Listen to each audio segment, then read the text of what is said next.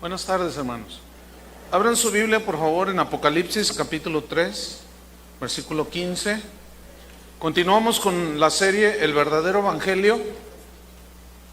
Y el tema de esta tarde, con interrogación, iglesias influyentes, así se llama.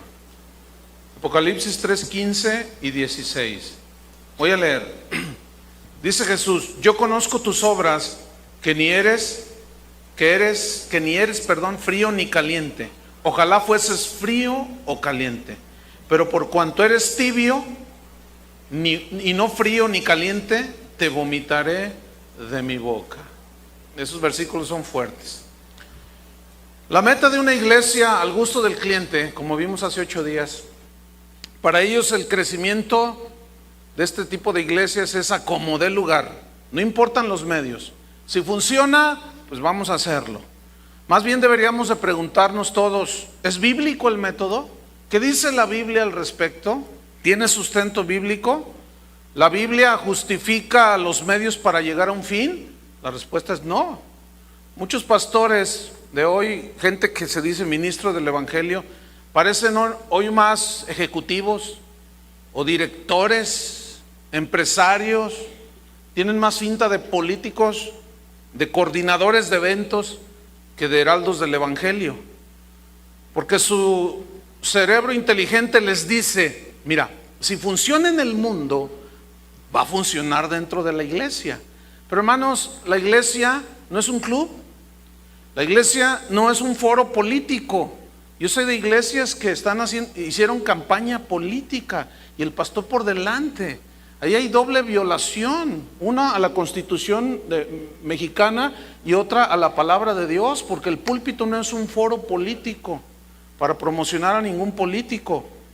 La iglesia no es ninguna cafetería, no, hermanos, la iglesia es el cuerpo de Cristo, que se reúne para adorar a Dios, para escuchar el mensaje de Dios. Fíjese, en una versión de la Biblia que tengo por allí, dice en Efesios 4, 11 y 12, ustedes conocen estos versículos, dice que Él mismo constituyó a unos ejecutivos, así dice, y a otros empresarios, y a otros políticos, y a otros coordinadores de eventos, y a otros directores. Bueno, es una versión que tengo por ahí media herética. Han de ser la que están usando muchos ahorita, porque la Biblia dice que Él mismo, Jesús, constituyó a unos apóstoles, profetas, evangelistas, pastores y maestros, para que estos hicieran un trabajo esencial, medular, perfeccionar a los santos, a los creyentes, perfeccionarlos. ¿Qué es esta palabra perfeccionarlos? Capacitarlos, enseñarlos, instruirlos, dirigirlos, pulirlos, ajustarlos. Eso significa perfeccionar. Y la palabra de Dios es la única que nos da vida eterna, que nos va puliendo, que nos va perfeccionando, que nos va dando un entendimiento, que nos da sabiduría y muchas otras cosas. De manera que si no se predica el evangelio, no hay formación cristiana, no hay formación de carácter. Hoy el énfasis de muchas iglesias es la multiplicación y no la formación de creyentes, no el hacer discípulos. Les importa llenar los auditorios a como dé lugar, y esto mete a las personas en una opresión tal que me enteré de una situación que sucedió en la ciudad de Miami, en los Estados Unidos. En el creador del G12, uno de sus líderes se suicidó porque como no daba resultados que este hombre exige, se sintió tan presionado que se suicidó. Y ahí ya está grave la cosa, hermanos. Ahí ya está grave, y esto tiene que ser denunciado, esto tiene que ser proclamado y tiene que ser evidenciado de que no es así el patrón de la Biblia. La Biblia dice en Hechos 2:42: y perseveraban en la doctrina de los apóstoles, en la comunión unos con otros, en el partimiento del pan y en las oraciones. Y debo decirles que la iglesia debe ser un lugar donde la proclamación del evangelio debe ser central, es medular. No hay otra manera en que nosotros seamos madurados, edificados, capacitados, sino es a través de la predicación del Evangelio, porque es la palabra de Dios que nos da vida, es la palabra de Dios la que va puliendo nuestras áreas débiles, es la palabra de Dios que actúa en nosotros los creyentes. Y si se nos llena la cabeza con cursos de superación personal, cursos de autoestima y un montón de filosofías mundanas, la gente se queda con sus pecados y en su imperfección. Y la palabra de Dios dice que la proclamación del Evangelio, de lo que Jesús es capaz de hacer con nosotros, es medular en un púlpito cristiano, en cualquier iglesia que se precie de ser cristiana. Vamos a ver lo que dice Pablo al respecto. Vamos a 1 de Corintios capítulo 1 versículo 23. Dice así: pero nosotros predicamos a Cristo crucificado. ¿Por qué Cristo crucificado? Porque justamente fue el sacrificio de Jesús el que al creer una persona le da vida eterna. Casi nada, vida eterna. Piensa en un momento en eso. Pero si no se predica al Cristo crucificado, sino al Cristo complaciente, al Cristo que es amor, pero no al Dios de la justicia, la gente se queda con sus pecados. Y eso es gravísimo, hermanos. No, Pablo decía que dice, nosotros predicamos a Cristo crucificado, para los judíos ciertamente tropezadero, y para los gentiles es locura. Por eso muchos diluyen el mensaje del Evangelio, porque para algunos es tropezadero. No digas esto, no digas lo otro, no digas aquello, no le digas pastor, dile director, no digas esto, dile aquello. Y empezamos a diluir el mensaje del Evangelio, y para algunos es tropezadero y para otros es locura. Por eso hay que acomodarlo al pensamiento del mundo, y eso no se hace, hermanos. Capítulo 9 de 1 Corintios, en el versículo 16, 1 Corintios 9, 16, dice Pablo: pues si anuncio el Evangelio, no tengo por qué gloriarme, porque me es impuesta necesidad, y ay de mí si no anunciar el Evangelio. Escuchen esto: ay de mí, decía Pablo, y todos los pastores deberíamos de temblar ante esto. Ay de nosotros si no les predicamos el Evangelio. Podemos incorporar un montón de pensamientos y filosofías de gente sabia, mundana, pero no tienen poder alguno para salvarnos ni transformarnos. Sin embargo, la palabra de Dios tiene todo el poder para hacerlo. En 2 Corintios capítulo 4, en el versículo número 5, dice Pablo aquí: porque no nos predicamos a nosotros mismos, porque nosotros mismos fuimos salvos, hermanos. En nosotros no hay poder alguno para transformar a nadie.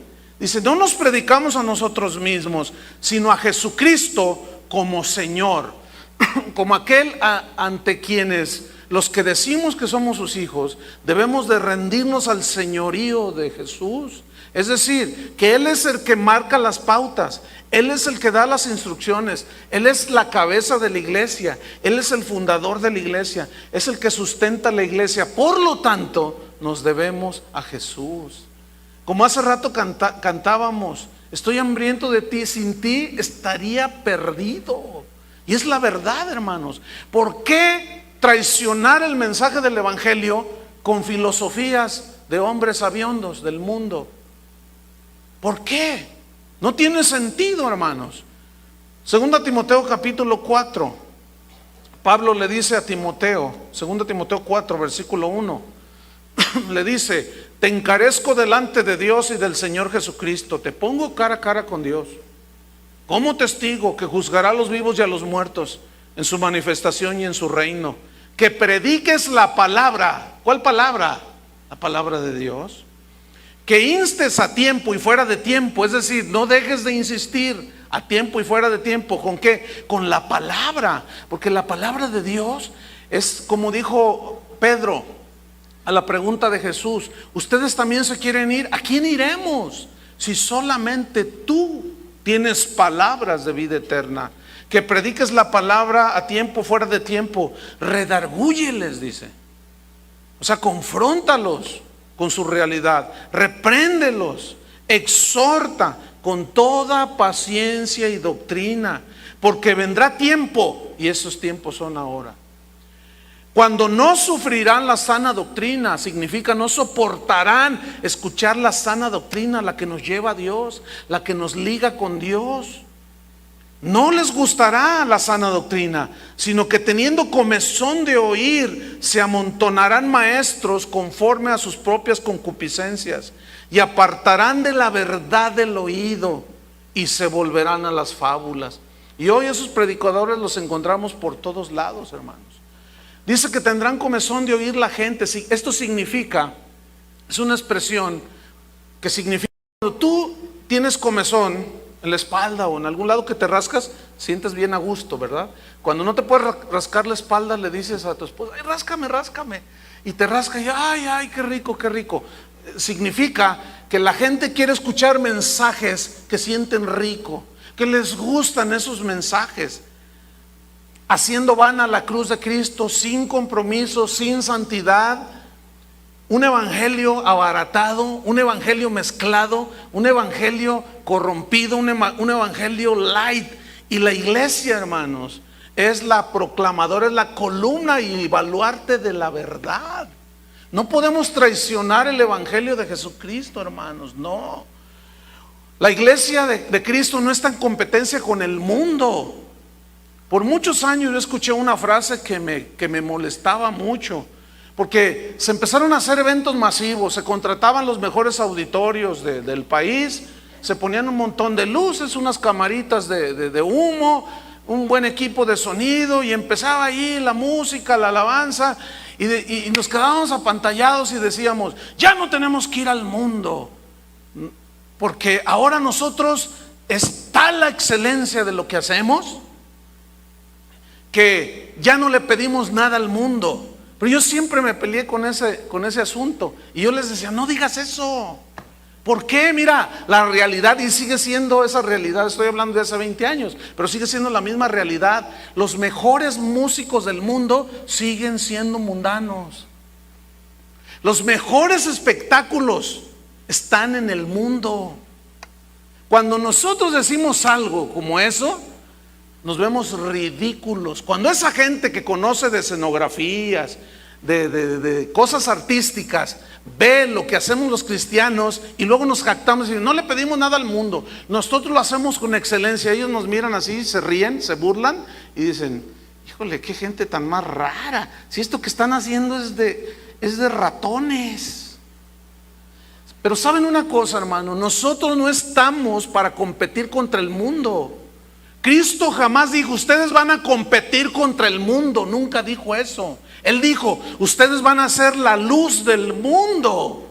Pero ahora las cosas se han invertido y el mundo vino a ser luz para la iglesia, de tal manera que hoy adoptamos lo que el mundo hace y lo metemos dentro de la iglesia, con tal de ganar gente. Ayer un joven me dijo, pastor, dice, es la tercera vez que vengo a esta congregación porque tengo una confusión en mi mente. Dice, yo me reúno en una iglesia aquí en Guadalajara, una iglesia que está en el G12, pero pastor, ya no alabamos a Dios. Dice, ahora metieron luces y cámaras de humo y bailan música del mundo. Y dice, y él fue con el pastor y con el líder de jóvenes y le dijo, oye, pero ¿por qué hacen esto? Y le dijo, mira, es que así vamos a traer a la gente del mundo a la iglesia. Hágame usted favor, ¿el fin justifica los medios? Por supuesto que no. Ahora tenemos que valernos de las artimañas del mundo para atraer a la iglesia, a la gente a Cristo. Eso es una falacia, es una mentira. Y muchos están comiendo ese pirulí y se están deleitando con él, y es una mentira del diablo eso. Escuche bien lo que voy a decir.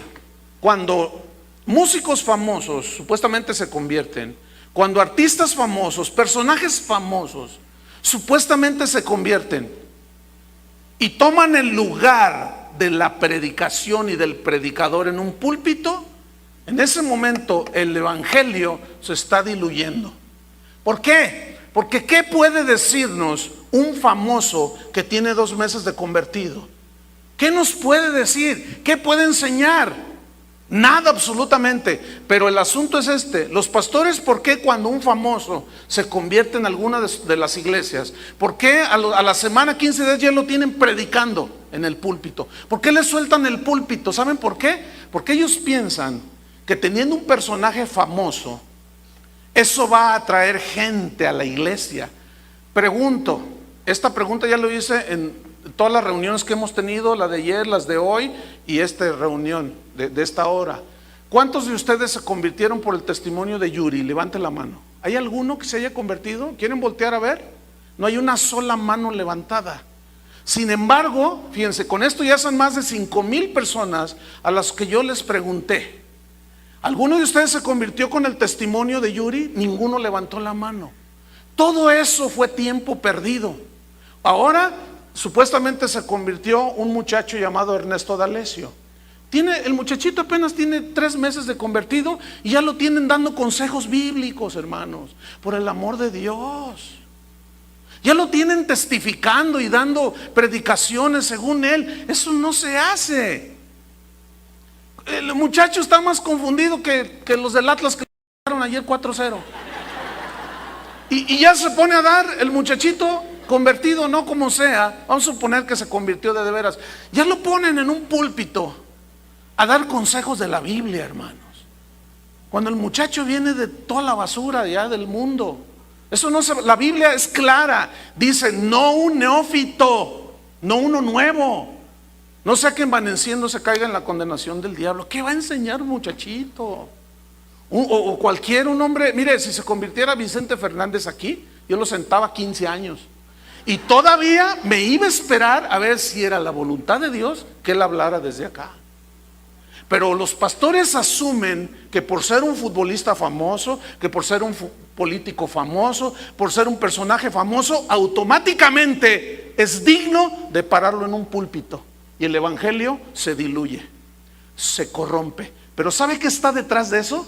El interés de los pastores para atraer gente. Por eso ha dado pie a que muchos ministros, en lugar de proclamadores del evangelio, parezcan coordinadores de eventos, parezcan gerentes de una empresa. ¿Por qué? Porque se enfocan al mercado, y al mercado hay que ofrecerle un buen producto. Y si tú les pones a Maradona convertido a que dé su testimonio, imagínense cuánta gente va a jalar, dicen ellos. El chiste es meter gente a como dé lugar. ¿Cuántos se acuerdan de José Luis el Puma Rodríguez? ¿Qué pasó con él? Nada. Apenas se convirtió, ya lo tenían testificando. Apenas se convirtió, ya estaba dando conciertos cristianos, por el amor de Dios. Y hoy toda esa gente son vergüenza para el evangelio, porque no solamente no pasó nada, sino que hoy están peor, divorciados, haciendo sus rollos, y es horrible, hermanos. Pero escuchen, los culpables somos nosotros los pastores, que castigamos con otro afán que no es el de Dios, de supuestamente atraer gente para Cristo. No. Lo importante no es el mensajero, sino el mensaje. Eso parece una contradicción, pero escúcheme, el asunto es que hoy se sacrifica el mensaje para presentar al mensajero. Hoy es más importante el mensajero que el mensaje. O sea, con tal de que sea famoso, que diga lo que diga, hombre, ahí lo instruimos. Mira, diles, porque de tal manera amó Dios al mundo, apréndelo y se lo sueltas ahí. Porque, mira, va a testificar Pablo Casillas, Pancho Casillas, el de la botadera, ¿no? Va a testificar, se convirtió. Y entonces, mira, va a haber el futbolista fulano de tal, va a dar su testimonio. Y eso pensamos que jala a la gente y convierte a la gente en ranas. Qué bueno que ninguno de ustedes se convirtió con uno de esos testirrollos que se estilan hoy en la iglesia cristiana. Ese no es lo que Dios había diseñado. Dios diseñó que hubiese apóstoles, evangelistas, pastores, maestros, para que ellos predicaran el evangelio de Jesucristo. Nunca se ve en la Biblia que las reuniones de la iglesia se usen para que esta gente testifique. Nunca se ve en la Biblia. Además, que vaya y le testifique a todos sus compañeros de Televisa que cómo necesitan a Cristo. Pero en un púlpito jamás. Al menos en este lugar usted jamás verá un famoso, jamás. Aunque se convirtiera Pavarotti, lo sentamos ahí 10 años a ese. Es gente tan, pues todo como todos éramos, corruptos, envueltos en el pecado, salvados, y a los 3 días ya están en el púlpito. Eso no se vale, hermanos. Entonces hoy se habla más de los dones y talentos del artista, el carisma de un famoso, o a veces hasta de un predicador, que de los méritos de aquel que nos rescató de la condenación del infierno. Primera de Pedro 2:9, no lo busque, dice que nosotros somos real sacerdocio, nación santa, pueblo adquirido por Dios, para que anunciéis las virtudes de aquel que nos llamó de las tinieblas a su luz admirable. ¿Para qué somos llamados y pueblo santo y adquirido? Para anunciar las virtudes de aquel, de ningún hombre, las virtudes de aquel. Pero cuando nos hacemos nuestros becerros de oro, Israel, estos son tus dioses, entramos en ese nivel de idolatría, hermanos. Y no le podemos ni debemos atribuir a ningún ser humano, por más lleno de talentos y dones que tenga, no le podemos atribuir solo lo que Dios puede hacer.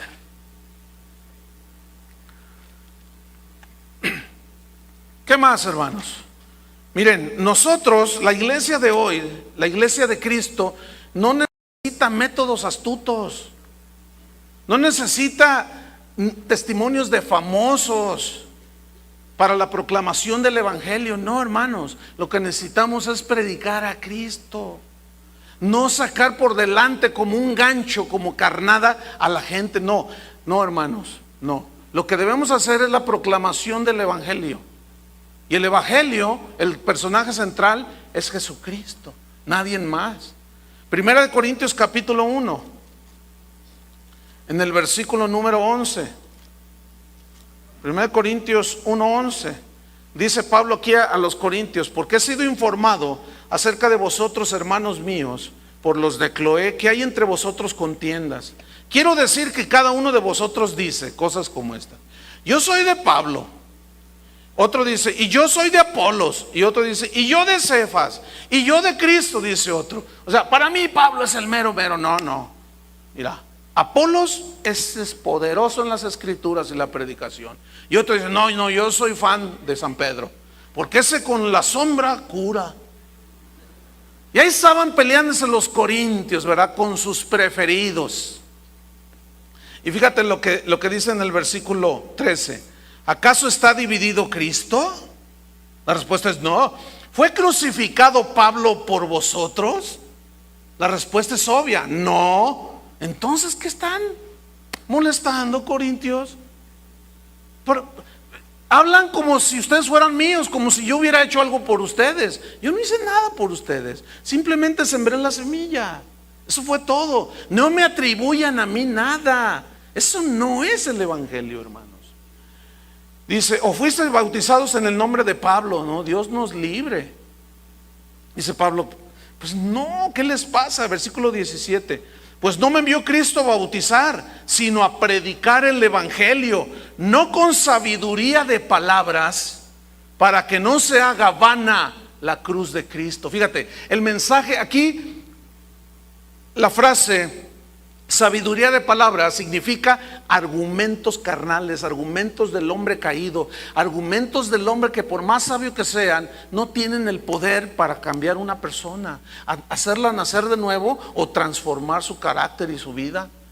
No, dice Pablo, no, a mí se me encomendó predicar el evangelio, pero no con palabras de sabiduría, para que no haga vana, inútil la cruz de Cristo. Déjame contarte algo que me pasó hace unos años, estando en la ciudad de Madrid, en España. Bueno, fue un viaje un poco largo y ya habíamos predicado en varias congregaciones.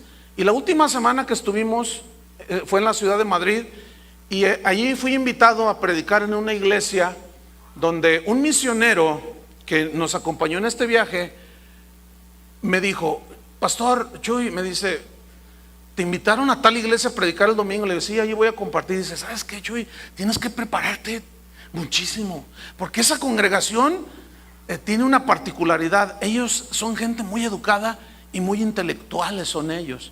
Pero parece, hasta ese momento yo ya había entendido que este mexicano, porque es un misionero mexicano que estaba en ese entonces en España, él tenía un complejo de inferioridad, porque ciertamente los españoles tienen, culturalmente, son más educados que nosotros, son más intelectuales, leen más, son más preparados que nosotros. Nosotros andamos leyendo Chanoc, Memín Pinguín, no sé cuánta rollo de esos. Ellos no, ellos leen filosofía, leen literatura pues interesante del conocimiento universal y no sé cuánta cosa. Entonces yo le dije, no, sí, mira, te aseguro, mira, ya acabo de leer a Platón, acabo de leer a Aristóteles, me quemé toda la enciclopedia británica y encontré, mira, les voy a dar un mensaje tremendo. Y yo cerrándole el ojo a un amigo que estaba allí también. Ya habíamos notado que medio cobarde, ¿no? Y medio acomplejado, el totonaquita que andaba de misionero allá. Bueno, llegamos a esa iglesia y ciertamente, hermanos, una iglesia pequeña, 70 miembros más o menos, pero ciertamente había gente muy distinguida allí, mundanamente hablando, carnalmente hablando. Había intelectuales, gente muy preparada, había catedráticos de la universidad en Madrid, había pintores, o sea, gente destacada en las artes y en la intelectualidad. Entonces, ya me presentan y yo empiezo a predicar el pasaje. Di un mensaje expositivo, un sermón expositivo sobre el joven rico. Y apenas iba 10 minutos de la predicación y estaban llorando, hermano. Yo tuve que cortar la predicación. Ya ven que a mí me gusta el evangelio eterno, así predicar largo. Yo tuve que, cuando quieran que le corten, nomás se agarran llorando y ya le corto. Tuve que cortarle, hermano, porque la gente estaba llorando. Yo dije, no, tenemos que orar.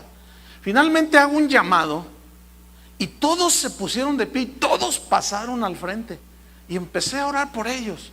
Y el pastor se me acercó y me dijo, Chuy, dice, tú no sabes, esto es un milagro como nunca. Y yo, ¿qué milagro de qué? Pues no había paralíticos que se habían levantado.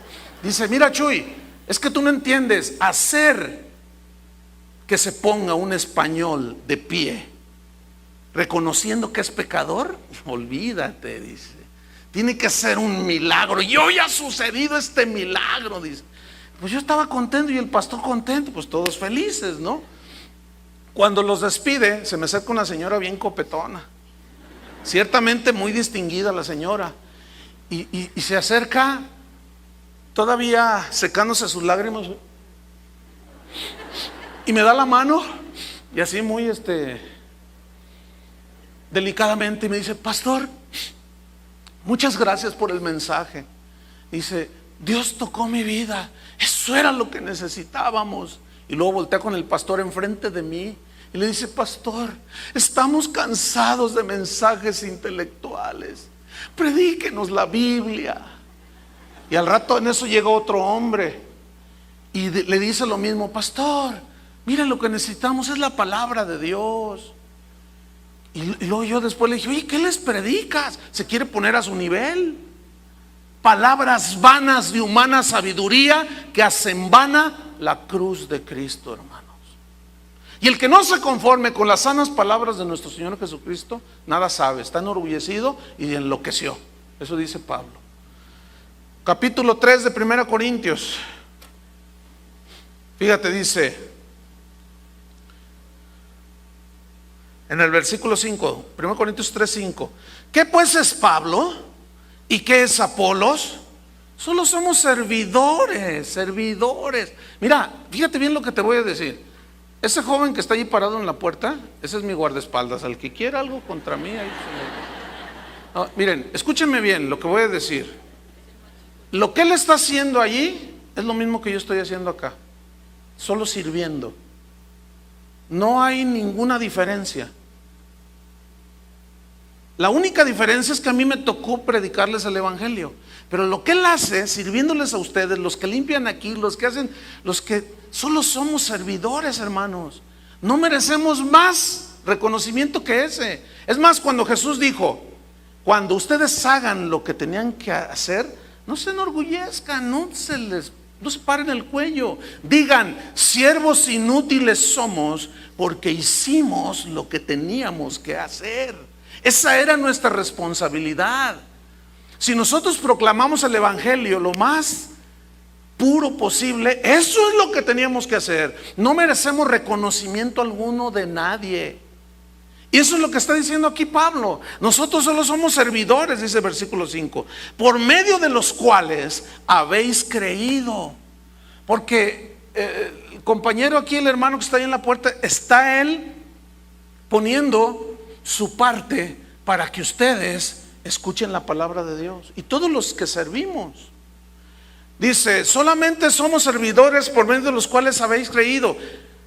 Dice el versículo 6, yo planté, yo hice mi parte, Apolos la regó. ¿Así dice? Regó la semilla. Pero el crecimiento, ¿quién lo dio? Lo ha dado Dios. Entonces escúcheme bien. Ningún pastor, ningún ministro, ningún cristiano se puede jactar de que tiene una iglesia de tal tamaño, de que tiene una iglesia muy influyente. Ningún cristiano se puede ni se debe jactar. Yo tengo el don de no sé quién. Yo tengo el don. Tú eres un don nadie. ¿Cuál? Porque todo lo que tienes, todos los talentos, habilidades, propiedades, capacidades, todo te ha sido dado por Dios. ¿Sí o no? Entonces fíjense, toda la gloria y el reconocimiento es para Él. Yo sembré, dijo Pablo, Apolos regó, pero Dios dio el crecimiento. Aquí nadie se queda con el mérito, hermanos. El mérito es de Él. Fíjate lo que dice el versículo 7. Así que ni el que planta es algo, ni el que riega, sino Dios que da el crecimiento. Nadie es nada aquí. Nadie es nadie aquí, sino solo Dios, porque Él es el que finalmente hace producir por medio de la palabra de Dios. Ahí la importancia de predicar el evangelio. Yo me he encontrado con que hoy se le llama iglesia influyente a la iglesia, a la mega iglesia, a la iglesia grande que tiene poder económico, que tiene entre sus miembros algunos políticos, algunos artistas, gente famosa. A eso le llaman iglesia influyente. Es una iglesia que puede organizar eventos grandes en la ciudad, eventos masivos, porque tiene para pagarles a los predicadores que cobran y a los cantantes que cobran, tiene para pagarles. Contrata al artista cristiano del momento, y a eso le llaman una iglesia influyente. ¿Cómo era la iglesia del libro de los Hechos? Ay, no nos hable de eso, pastor. Esa iglesia rancia, anticuada, fuera del contexto del mundo moderno. Sus prácticas de antaño ya no nos sirven hoy. Tenemos que contextualizar la iglesia de hoy con las tendencias del mundo, dicen los sabiondos de este tiempo. No, hombre, la iglesia del libro de los Hechos, una iglesia aburrida, una iglesia sin atractivo. ¿Será así? Pues fíjese una cosa, justamente el libro de los Hechos muestra lo que es verdaderamente una iglesia influyente. Esta sí era una iglesia influyente. ¿Por qué? Porque los miembros de los cristianos de ese tiempo eran entregados a Dios, eran consagrados.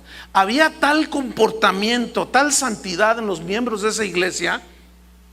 Eran tan apegados a la enseñanza de los discípulos, eran tan guardadores de la fe, se amaban entre ellos, compartían de sus bienes que ellos tenían, compartían con el que tenía necesidad. La gente era valorada como tal, nunca se les puso un número en la frente como el día de hoy. Dios cuidó tanto esa iglesia que trajo un juicio inmediato sobre Zafira y Ananías, ¿se acuerdan? Porque dijo el Señor, no, mi iglesia yo la quiero limpia, mi iglesia yo la quiero pura.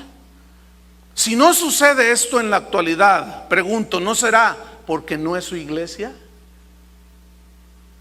¿O será que de qué santidad la cuida si no hay? Por eso no pasa nada. Pero la verdadera iglesia no es la que imita al mundo. La verdadera iglesia no es la que se inspira en el mundo. La verdadera iglesia es la que imita a Jesús. Es la que sigue su ejemplo. Es la que se inspira en Jesús. La verdadera iglesia es la que da fruto de Dios. Es la que da fruto del Espíritu, no frutos mundanos o una mezcla de humildad y vanagloria y orgullo. Fíjense hasta dónde ha llegado. Acabo de recibir un correo donde, híjole, ya ahorita ya a estas alturas ya no sabe uno. Con gran alegría queremos comunicarles que el hermano, me voy a guardar ahora el nombre, el hermano Pancho Casillas está nominado a recibir un Grammy. Fíjate nomás, hermano. Ahora el mundo premiándonos a nosotros, hazme favor. Es inconcebible eso. El mundo premiándonos a nosotros como el mejor álbum cristiano de música. ¿Ustedes creen que el sacrificio de Jesús fue para eso? ¿Para que el mundo nos premiara con estatuas? Contéstenme. Sin embargo, con orgullo comunicamos a nuestros hermanos que el hermano fulano de tal ha sido nominado para la entrega de un Grammy. Ay, Dios mío, ¿qué está pasando? Vamos a ver, hermanos, la historia de una iglesia influyente. Se llamaba la iglesia en la Odisea. Abra su Biblia en Apocalipsis, capítulo 3. La iglesia en la Odisea. Y aquí hay un mensaje de Jesús a los cristianos de esa iglesia. Dice en el 3:14, y escribe al ángel de la iglesia en la Odisea. Aquí el ángel se refiere al pastor, porque el pastor es el responsable. Fíjate, el estado espiritual de una iglesia es responsabilidad del pastor, por lo que predica, por el ejemplo que da, por cómo los guía en los caminos de Dios. Y como está una iglesia, el nivel espiritual y el estado espiritual, la condición espiritual de una iglesia es responsabilidad de un pastor. Por eso la carta va dirigida al pastor. Y escribe al ángel, o entiéndase al pastor de la iglesia en la Odisea. Déjeme darle unos datos históricos que van a resultar interesantes para lo que vamos a compartir ahora. La Odisea fue una ciudad que fue fundada por un rey, Antíoco II, en el siglo III antes de Cristo. Y este nombre, la Odisea, se lo puso en honor a su esposa. Así se llamaba, la Odisea. Y el nombre la Odisea significa justicia del pueblo. Significa, entre otras cosas, el pueblo es el que manda. Porque entonces el derecho romano ya tenía mucho auge y ellos pues se jactaban de que el derecho romano, la democracia la habían desarrollado de una manera tal que era el mejor sistema de gobierno, bla, bla, bla, XX. Y el pueblo, voz del pueblo, voz de Dios, decían. Pero fíjense qué cosas. Esta mujer, la Odisea, más tarde traicionó al marido, lo envenenó, para variar. Esta ciudad, la Odisea, fue un centro muy importante, el más importante del Imperio Romano en ese tiempo. La Odisea es lo que hoy es parte de Turquía, para que ubique ahí en la Europa oriental o del este. Era un centro comercial porque había grandes negociantes. Ellos tenían una industria textil extraordinaria, de primer mundo. Ellos criaban ovejas negras, de lana negra, y la procesaban de una manera que hacían unos abrigos de oveja negra, pero espectaculares. Eran famosísimos en todo el mundo y ellos exportaban a todo el mundo. Ganaban tanto dinero, tenían tanto dinero, que hasta tenían bien desarrollado un sistema bancario en esa ciudad. Había grandes negociantes.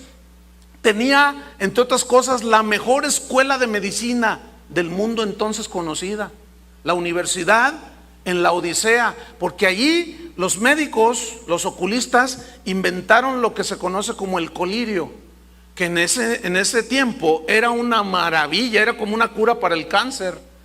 inventaron esta medicina y era una maravilla para la curación de las enfermedades de los ojos, porque aclaraba cualquier infección y todo, echaba un poco de colirio y ya la gente se sanaba y veían, hombre, ellos se sentían, pero pues estaban a la vanguardia en todo el desarrollo y el progreso del mundo moderno de aquel entonces.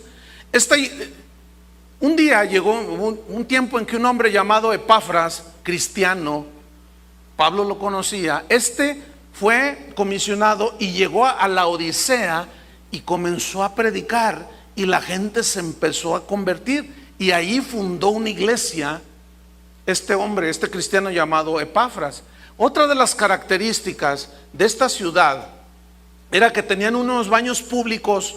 En aquel entonces eran famosísimos los baños romanos, eran termas, lo que hoy se conoce como spas, el mejor spa del mundo, ¿sí? Y entre otras cosas tenían teatros, pero con una arquitectura griega, helénica maravillosa. Había estadios, había gimnasios. Total, era una maravilla de ciudad. Y los cristianos la gente que se empezó a convertir, que vivían en la Odisea, recibieron a Jesucristo, fueron limpiados de sus pecados. Pero fíjese lo que sucedió. Jesús les reprocha algo a los cristianos de la Odisea.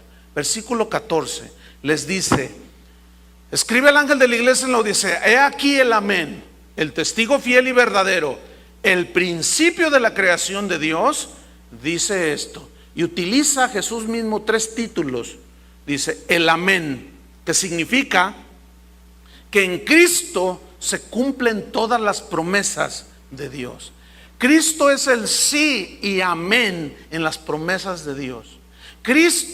Sin Cristo, toda esa herencia espiritual que Dios tenía para nosotros, sin Cristo no se hubiera hecho efectiva en nosotros. Entonces, da el mensaje y le dice: dile al pastor de la iglesia el amén, el que hizo cumplir todas las promesas de Dios.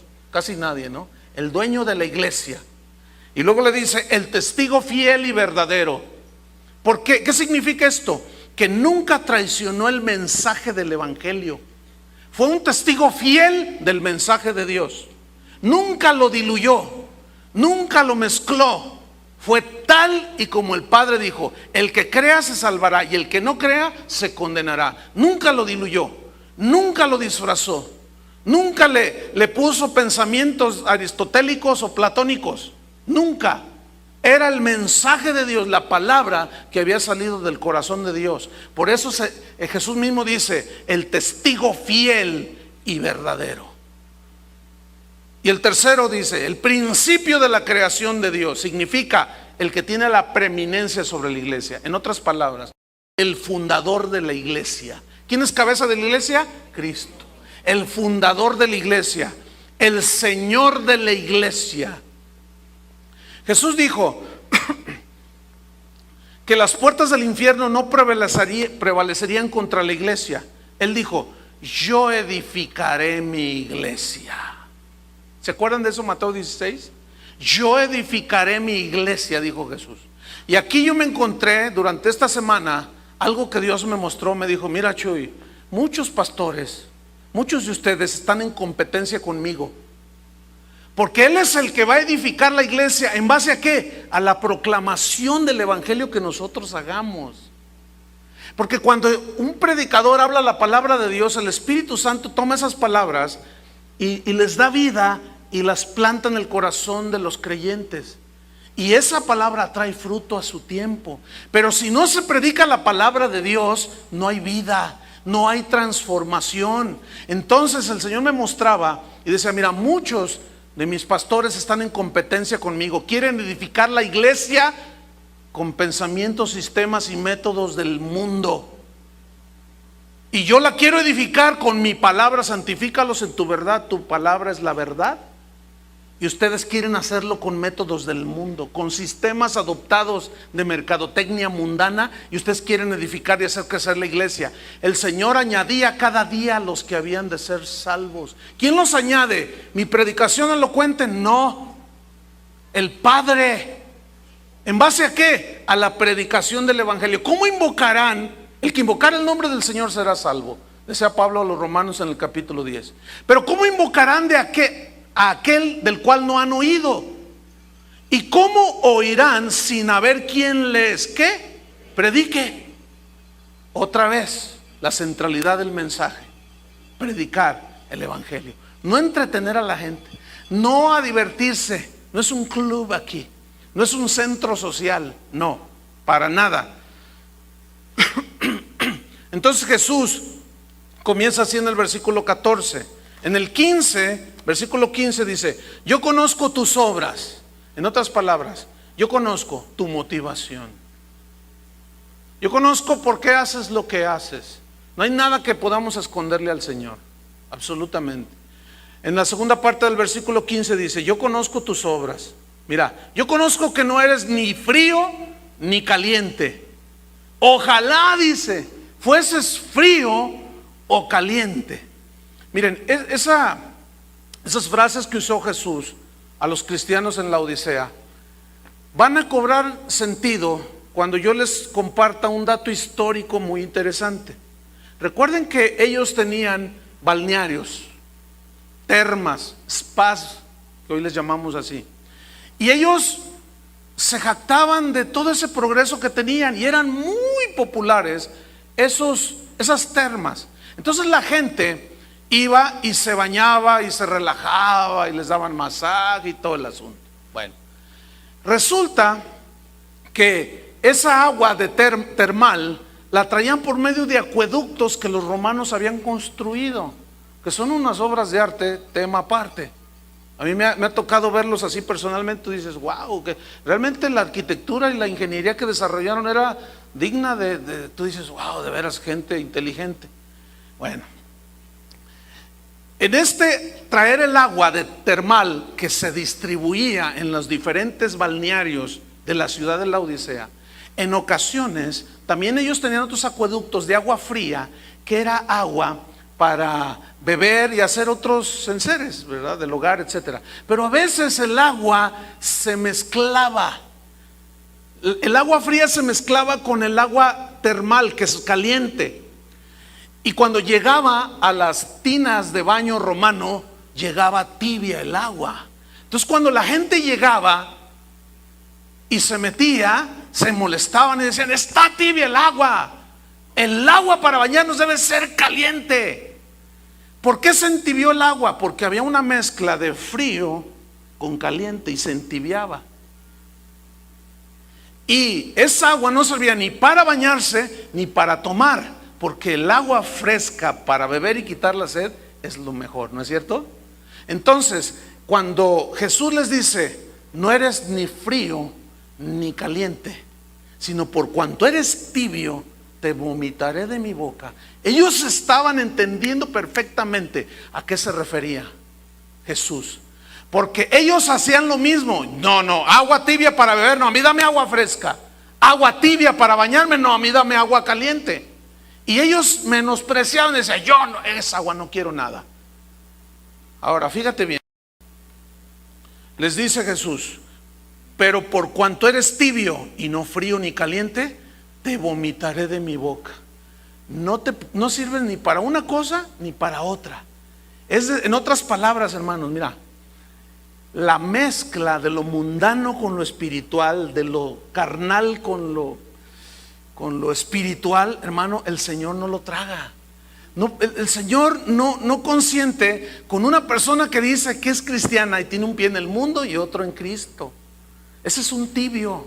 O somos o no somos. Fíjate lo que dice Jesús: ojalá fueses frío. Porque de un frío San Pablo, Jesús hizo un gran apóstol, porque hizo una obra con él y él se arrepintió y se entregó. Y de un calientito fogoso como Esteban, Dios hizo el primer mártir, que su nombre quedó escrita con su misma sangre en el libro del Cordero. Pero con un tibio no se puede hacer nada. No sirve ni para una cosa ni para otra. Preferible que estés frío para que Dios pueda hacer algo, o caliente para que también Dios te use, que tibio. que tibio. ¿Qué fue lo que llevó a los laodicenses a ser una iglesia tibia? Que el Señor dijo: estoy a punto de vomitarlos. Eso es duro, eso es fuerte. Sin embargo, ellos se creían una iglesia influyente. ¿Por qué? Fíjese, vamos a seguir leyendo. Todo el materialismo, la autosuficiencia, orgullo espiritual, estaban entibiando la comunión con Jesús. Fíjate lo que dice en el versículo 17. Porque tú dices: yo soy rico y me he enriquecido.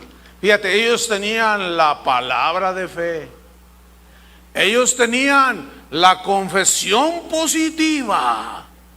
Tú confiesa que eres rico y rico serás. Confiesa y recibirás. Porque tú dices: yo soy rico. Pero ¿sabes una cosa, hermano? Jesús les había dicho: por cuanto eres tibio, te voy a vomitar de mi boca. Escuchen bien, un evangelio diluido, un evangelio light, ligero, sin compromiso, un evangelio rebajado, un evangelio abaratado, haciendo vana la cruz de Cristo, y un evangelio libertino que permite de todo, le da asco a Jesús. Porque no es el evangelio de nuestro Señor Jesucristo. Y le dice: por cuanto eres rico y me he enriquecido. Tú dices: yo soy rico y me he enriquecido. Qué increíble, hermanos, ver en los púlpitos y aún en la televisión pastores que se jactan de que son ricos, de que tienen jet privado, y lo que es más vergonzoso para ellos y al evangelio y quienes lo siguen, se burlan de los pobres. Yo he visto de esos predicadores, hermano: si usted es pobre es porque usted anda mal con Dios, pero yo soy rico, yo hasta avión privado tengo. Dicen: oh, tienes avión privado. Yo soy un hombre rico, prosperado, y no tengo necesidad de nada. Yo mismo hago mis propios eventos. No tengo necesidad de nada. Dice en el versículo 17: y de ninguna cosa tengo necesidad. Cuando ellos dijeron: yo soy rico, la palabra griega ploutos significa dinero, ricos en dinero y en posesiones materiales, bienes materiales. Ellos ya no necesitaban, no tenían necesidad de nada. ¿Para qué pedían el pan de cada día si tenían ya la cuenta en el banco y sus negocios iban viento en popa?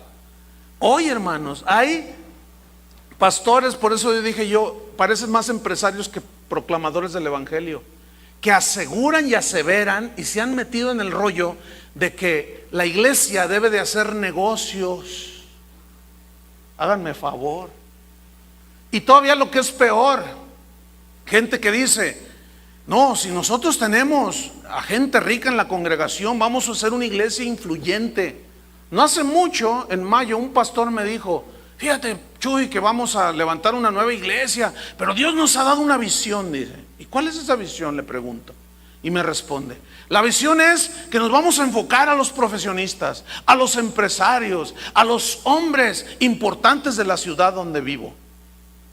Le digo: no me digas. Sí, dice, es que ellos son los que tienen el poder económico, y si nosotros logramos alcanzarlos para Cristo, vamos a hacer una iglesia influyente y poderosa, dice. Le digo: entonces, ¿qué vas a hacer con la epístola de Santiago? Donde dice que si tú ves que entra un hombre rico con vestiduras esplendorosas y tú le dices: ay, hermano, bienvenido, siéntese aquí junto a mí, y ves que entra un pobre por allá y le dices: ese póngamelo allá afuera. ¿Qué dice la Biblia? Hacéis excepción de personas y cometéis pecado. Una vez vino un joven conmigo, un varón. Me dijo: oiga, pastor, al final de una reunión, ¿me acepta aquí en su congregación? Le digo: sí, pero ¿quién eres? ¿De dónde vienes o qué? Dice: es que yo vengo, mire, yo trabajo en una mueblería aquí en Guadalajara, es una mueblería muy grande, y el dueño es cristiano. Entonces él me empezó a compartir el evangelio, y yo creí, y me llevó a su iglesia. Pero resulta que el pastor se para allí enfrente de todos y dice: Esta iglesia es para profesionistas, empresarios, hombres de negocios y gente de clase media alta para arriba. Si usted no entra en este nivel, esta no es su congregación. Y si yo me sentí re mal ahí, yo soy cargador, dice.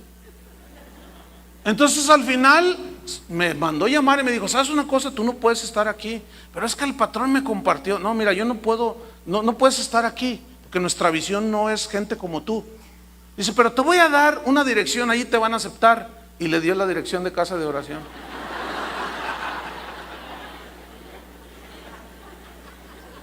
Qué vergüenza, ¿no? Yo le dije: no, claro que aquí te aceptamos, claro, ¿por qué no? ¿De dónde sale todo ese rollo, hermanos? ¿De dónde? Entonces no, pues el enfoque es hacia la gente de clase media alta para arriba. Cuando Jesús mismo, Pablo, Santiago dijeron: los pobres siempre los tendrán entre vosotros. ¿No es cierto? Siempre habrá pobres. Entonces, ¿para ellos no es el evangelio? Para ellos no son una buena, digamos, mercancía para obtener. Porque pues, ¿qué van a dar? Pues si son pobres. No, nosotros que necesitamos gente de dinero para hacer entonces porque el que tiene el dinero tiene el poder, dicen. Imagínate un pastor diciendo: el que tiene el dinero tiene el poder. ¿Se acuerdan un rico en la iglesia aburrida del libro de los Hechos? Llamado Simón, que le dice a Pedro: oye, ahí te va una lana para que yo le ponga a la gente las manos y reciban el Espíritu Santo. Le quiso comprar. El dinero es poder. ¿Y qué le dijo Pedro? Ay, gracias, Señor, porque necesitábamos una ofrendita para pintar el templo. ¿Eso le dijo?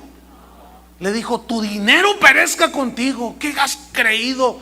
¿Que el don de Dios y las cosas de Dios se compran con dinero?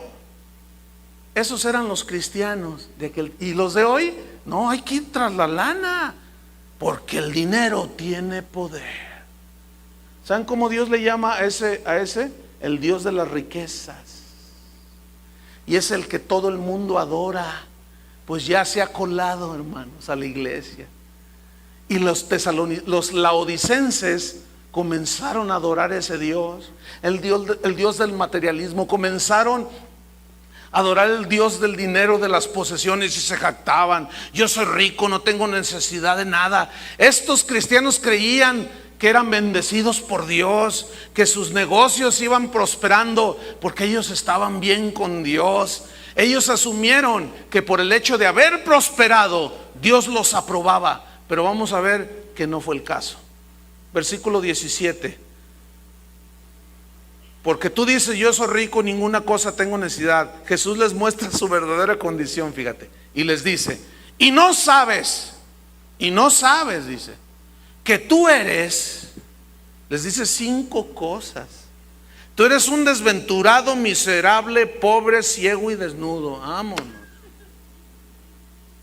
No, que nosotros somos una iglesia influyente y nosotros tenemos poder económico. Y mira cuánta gente hay en la iglesia, Señor. Me dan asco. ¿Te imaginas? Eso fue lo que les dijo. Me dan asco. Ustedes dicen esto y lo otro, pero lo único que son desventurados, miserables, pobres, ciegos y desnudos. Déjenme una breve explicación de cada uno. Desventurados, les dijo. Del griego taleiporos, que significa angustiado.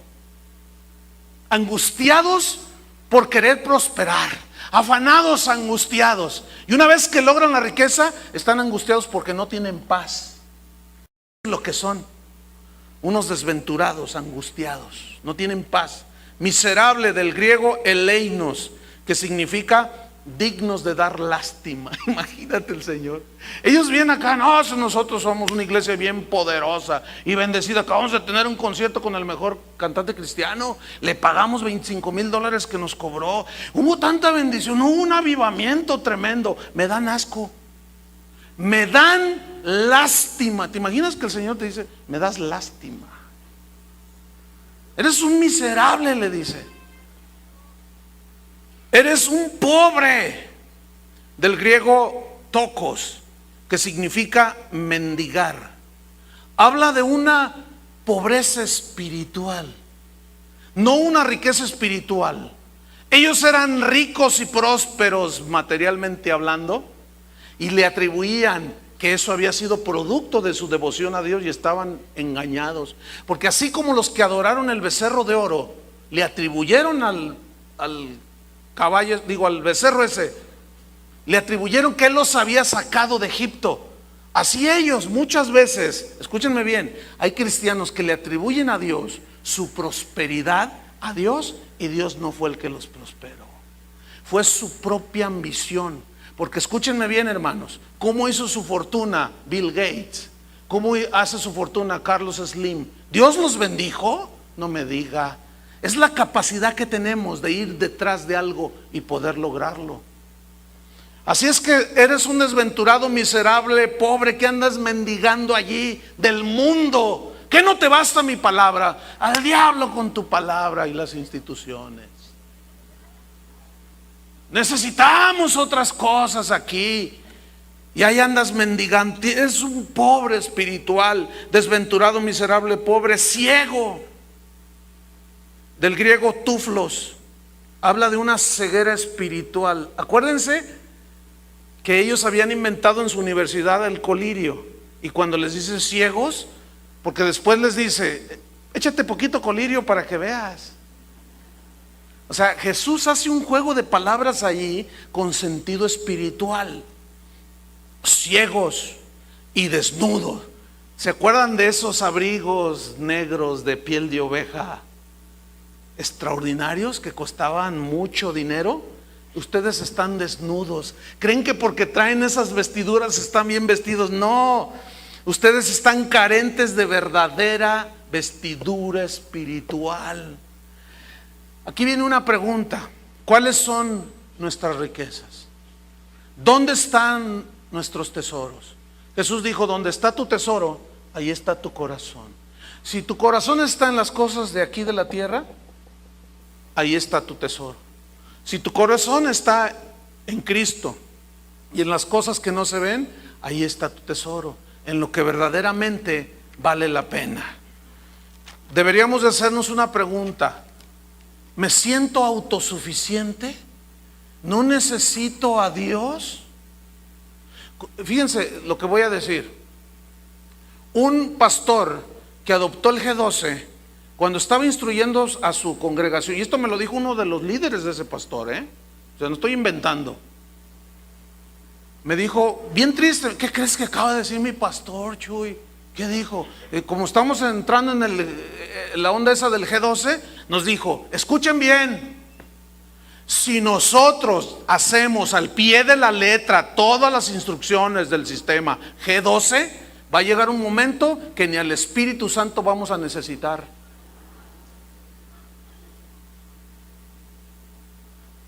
¿Te imaginas?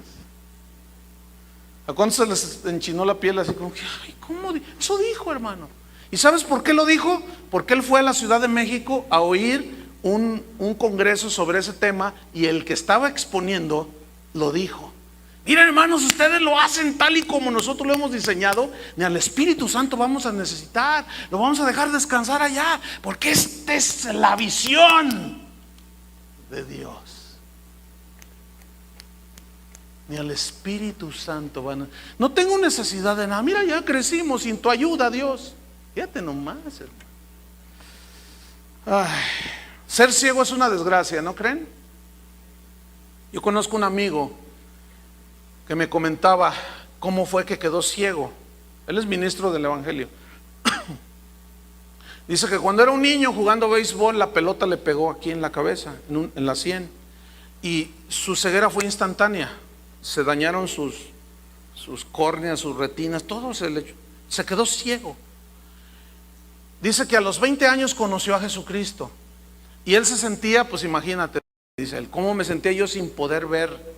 Pero cuando conocí a Jesucristo, dice, tú no sabes, pastor, ahora, dice, yo no cambiaría por nada la visión espiritual que tengo en este momento por la visión natural. Porque la visión natural lo único que me hizo ver fue corrupción, pecado, degradación. No quisiera volver a ver, es más, ni oro. Cuando alguien se me acerca, hermano, déjame orar para que Dios te devuelva la... No, hermana, gracias, gracias. Les digo que no, dice él. ¿Tú crees? Yo prefiero que estar así como estoy, ciego, dice. Es más, Chuy, te digo una cosa. Estábamos en una reunión de alabanza en este lugar. Estábamos en ese pasillo. Y me dijo, es más, Chuy, te voy a decir algo. Este lugar está lleno de ángeles adorando a Dios junto con todos los que estamos así. Si tú los pudieras ver. Y yo... Porque la visión espiritual no se puede comparar, hermanos, con la visión terrenal. Cuando tú puedes ver con visión espiritual, ves todo, hermano. Ves las verdades, ves los engaños, ves todo. Y no hay peor situación que decir veo y no poder ver mi verdadera condición o la condición en la que estás. Es muchísimo peor eso. Por tanto, dice el versículo 18, yo te aconsejo, le dice. Y este aconsejar significa yo te recomiendo, le dice. Que de mí, ¿de quién? De Cristo, no del mejor motivador, no del mejor cantante, no. Yo te aconsejo que de mí compres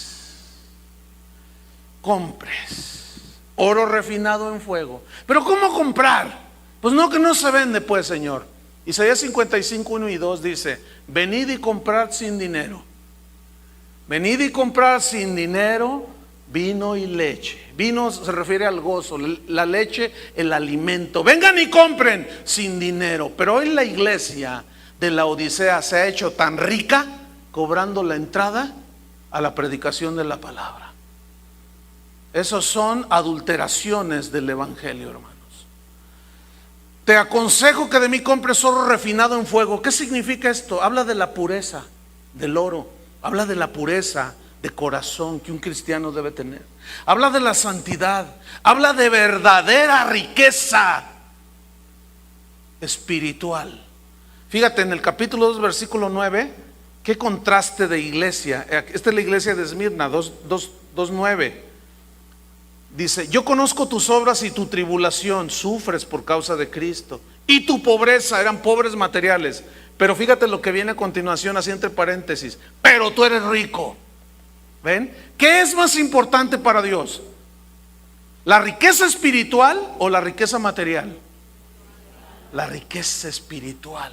Sin embargo, los falsos maestros nos quieren engañar, haciéndonos pensar que nuestra mejor vida está aquí ahora, que Dios nos quiere hacer ricos, hermanos. Sí es cierto, pero espirituales. Es cierto que Dios nos quiere enriquecer, pero con riquezas espirituales, hermano. Entonces le dice, mira, compra vestiduras blancas, versículo 18. Vestiduras blancas para vestirte. ¿De qué color eran los vestidos que usaban ellos, los abrigos? Negros. Y el negro siempre simboliza lo oscuro, las tinieblas. No, dice, compra vestiduras blancas para vestirte, vestidos limpios, lavados en la sangre de Cristo, en la justicia de Dios. No las ropas de lana, no tus buenas e inteligentes ideas, métodos e intenciones. No, dice. Versículo 18. ¿Qué más le dice? Y que no se descubra la vergüenza de tu desnudez. La desnudez aquí habla de que no se descubra todas esas ideas tontas, métodos humanos, filosofías humanas, conceptos humanos torcidos. No, dice, mira, sin embargo tú estás desnudo, que todo el mundo está viendo la vergüenza de tu desnudez. Pero no hay peor ciego que el que no se ve a sí mismo, hermanos.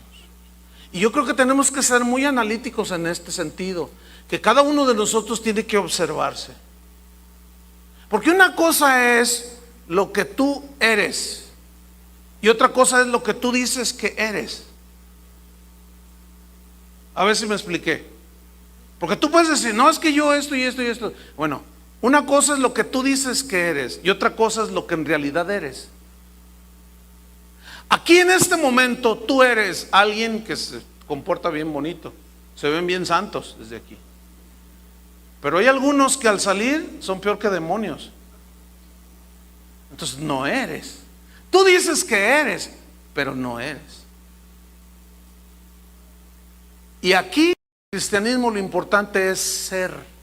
Lo mismo que eres aquí, como hablas aquí, debes de hacerlo allá afuera. ¿Cuántos dicen así debe de ser? Así debe de ser.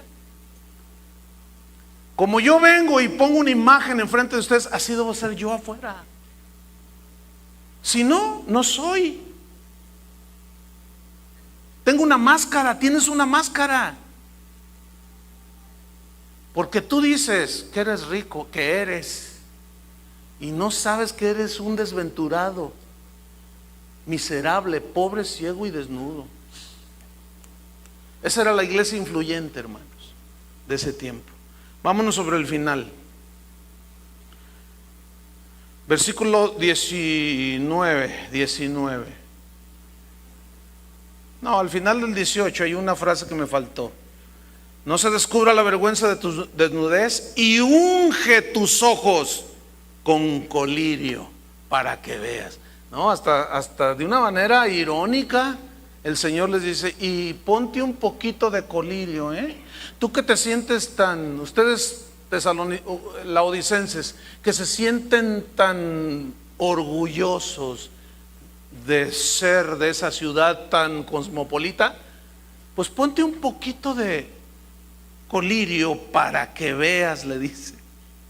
Y dice en el versículo 19, yo reprendo y castigo a todos los que amo. Fíjate, era por amor que les estaba hablando tan duro. Escúchame bien, el evangelio ciertamente son buenas nuevas, pero también es un mensaje que confronta, No nada más es lo bonito de, ay, vamos a vivir en el cielo con una arpita y no sé qué.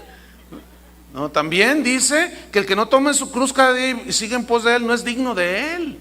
Si no tomas tu cruz y caminas como él dijo que debíamos de caminar, negándonos a nosotros mismos, es evidencia de que no has nacido de nuevo y tu destino es el infierno. Si alguien habló del infierno más que cualquiera de los profetas, fue el mismo Señor Jesucristo, hermano. ¿Por qué lo quitamos el tema de nuestros mensajes? Déjeme hacerte una pregunta. Si tú vas en un avión, fíjate bien, van en un avión y de repente se acerca allí una de las azafatas y dice, oiga, señor, fíjese que se le acabó el combustible a la nave y hay 50 pasajeros, pero solamente hay 10 paracaídas. ¿Quiere uno? ¿Tú lo agarrarías o lo dejarías? Pero esa decisión fue en base a lo que te dijo alguien. Mira, nada más hay 10 paracaídas. Ahora, tú te lo pones el paracaídas, ¿no? Y ya te sientes, dices, ay, gracias Dios mío, porque pues yo sé que ahorita voy a brincar y no me va a pasar nada. Ahora, escúchame bien, si hubiera 50 paracaídas y tú supieras que se va a estrellar, ¿tú les dirías a la gente que el avión se va a estrellar? ¿Cómo que no? ¡Qué malvados son! Bueno, algo me ha de estar hablando eso, que tú estás viendo que la gente se está yendo al infierno y no le dices nada. O no me expliqué bien, o de plano están tapados. Entonces, ¿por qué me dijeron no les decimos nada? ¡Qué gachos son! ¡Qué malandrines! Yo no soy un pastor orgulloso pensando que gente que sabe que se va a caer el avión no les dice a los otros, ahí hay paracaídas, póntelo. Entonces, si sabemos que la nave se va a estrellar, les vamos a decir, ¿saben qué?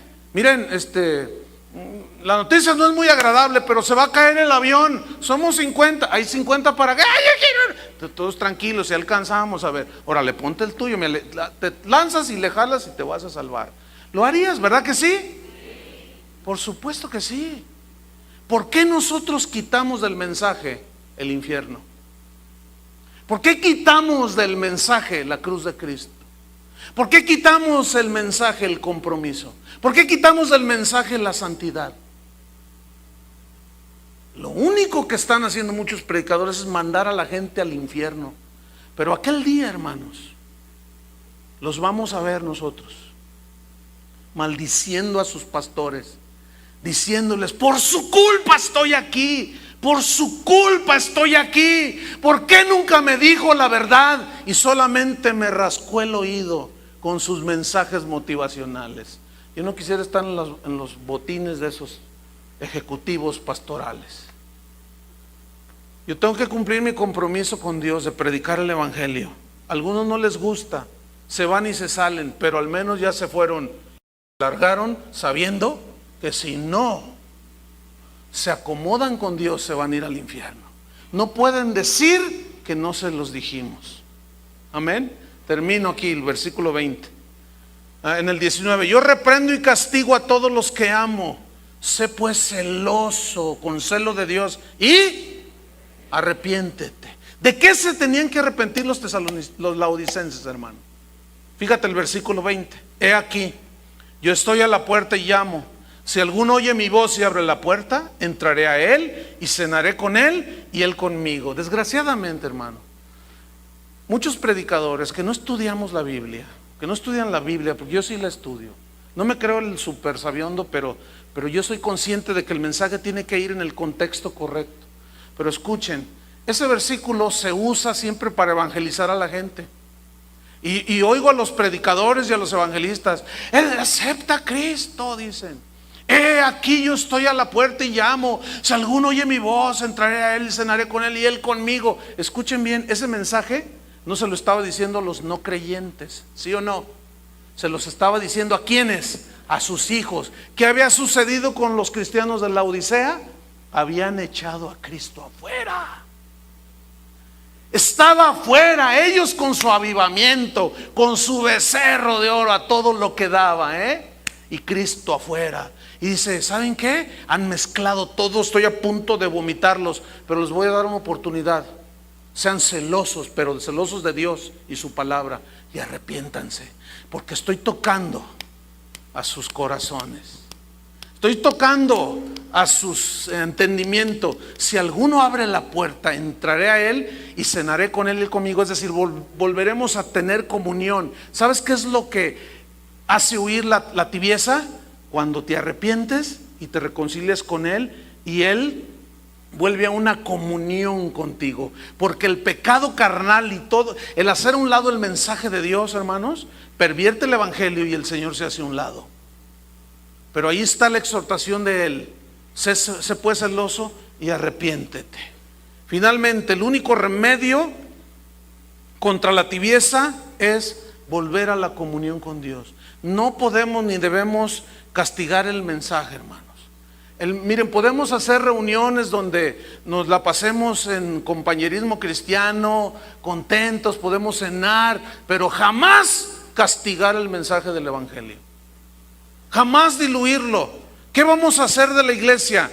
¿Un campo de experimentación carnal y mundano? ¿O lo que Jesús tenía planeado para ella? La luz del mundo. ¿Qué vamos a hacer? Yo me inclino por lo último, que seamos la luz del mundo, hermanos. No tenemos que hacer absolutamente ninguna estrategia mundana para la proclamación del evangelio. ¿Qué vamos a hacer? Oremos. Inclina tu rostro, cierra tus ojos, no te distraigas. Es importante este momento.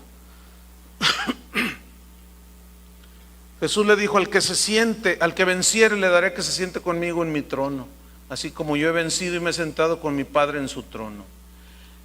El que tiene oído, oiga lo que el Espíritu dice a las iglesias. Este mensaje es tan actual, hermanos. Este mensaje es tan actual,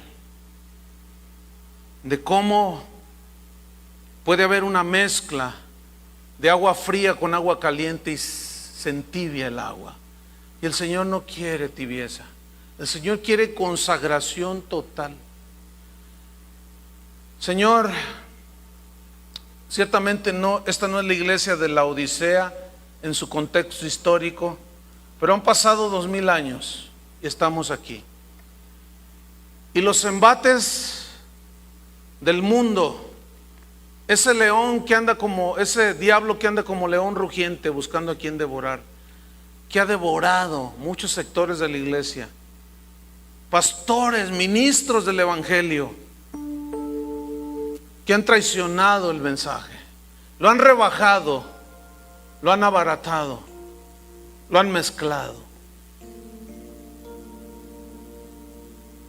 Y ese alimento es venenoso. Señor, guárdanos. Queremos estar calientes, fervientes en el Espíritu, amando al que nos amó, obedeciendo al que es digno de ser obedecido, adorando al único que es digno de ser adorado, respetando y honrando al único sabio Dios.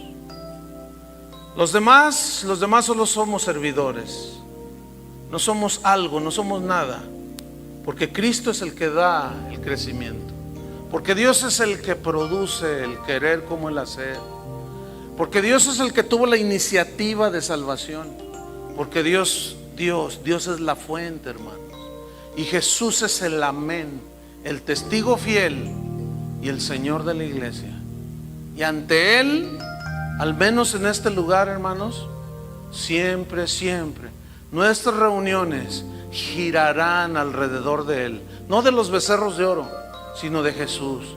Y siempre la palabra de Dios será predicada en este lugar. Este es un compromiso que hemos hecho con Él y con ustedes, porque ustedes son pueblo de Dios. Jesús murió por ustedes y no es justo que nosotros los entretengamos con filosofías, haciendo vana la cruz de Cristo. No es justo. Aquí hay gente que viene de pueblos de 2-3 horas, que se vienen manejando para venir a escuchar la palabra de Dios, para venir a adorar a Dios. Y se me hace un crimen que esa gente que va a las iglesias, a veces trasladándose distancias enormes, se les dé cualquier cosa, se les explote y se burlen de ellos. Eso no se vale. Vamos a defender la fe, hermanos. Vamos a defender la palabra de Dios y el Evangelio. Ciertamente no somos perfectos, tendremos fallas, pero al menos por intención sincera no pararemos. Amén. Que Dios nos ayude. Que Dios los bendiga.